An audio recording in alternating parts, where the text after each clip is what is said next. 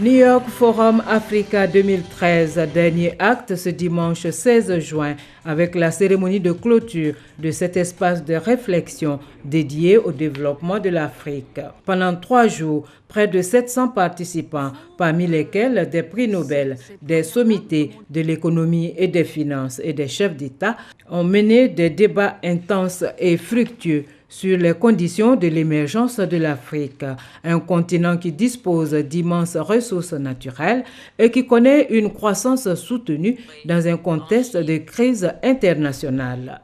L'Afrique, selon le président de la République Alassane Ouattara, est mieux entrée dans le 21e siècle qu'elle est sortie du 20e siècle. Pour lui, cet environnement favorable ne doit pas occulter les défis auxquels les pays africains doivent faire face. Notre continent demeure confronté à de nombreux défis et il nous faut faire en sorte d'assurer à nos populations une sortie de la pauvreté. Ce forum vous a permis de les évoquer. Je voudrais pour ma part m'appesantir sur 3 questions qui me paraissent essentielles. Il s'agit d'abord de l'industrialisation du continent, de l'intégration et enfin des questions de la jeunesse.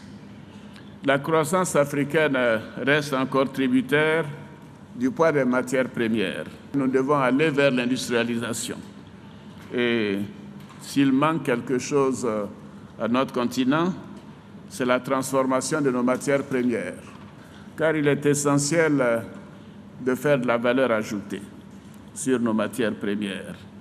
Et ceci nécessite bien évidemment la mise en place d'industries et surtout d'industries performantes.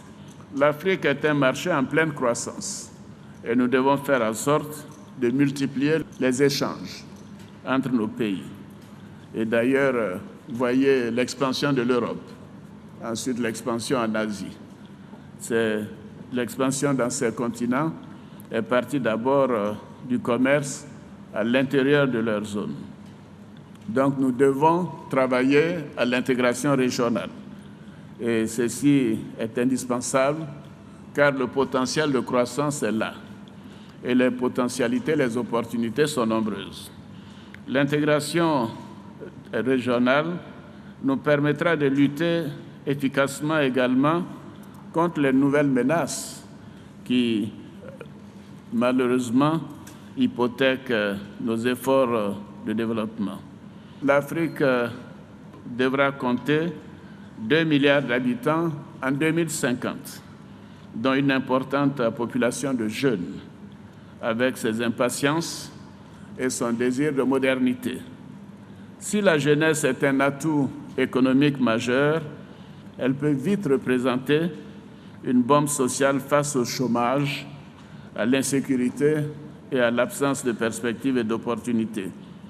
L'embellie de nos économies nationales doit donc permettre de renforcer l'éducation et la formation de notre jeunesse et de créer des emplois conformes aux attentes de la jeunesse.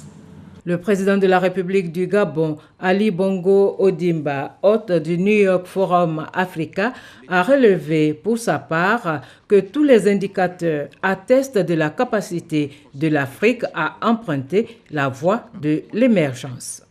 Les femmes africaines, la jeunesse africaine, les populations de notre continent méritent un nouveau leadership qui vise à placer le citoyen au cœur de l'action politique pour une société plus juste, solidaire, entreprenante, responsable, mais aussi démocratique.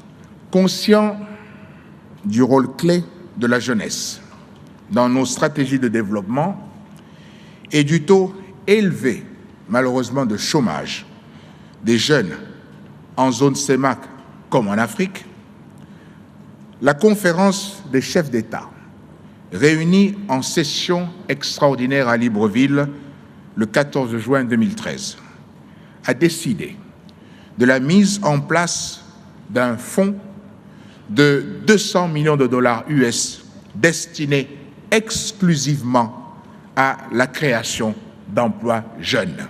Pour l'organisateur du New York Forum Africa, Richard Atias, homme d'affaires franco-marocain, l'Afrique est appelée à devenir l'un des principaux moteurs de l'économie mondiale.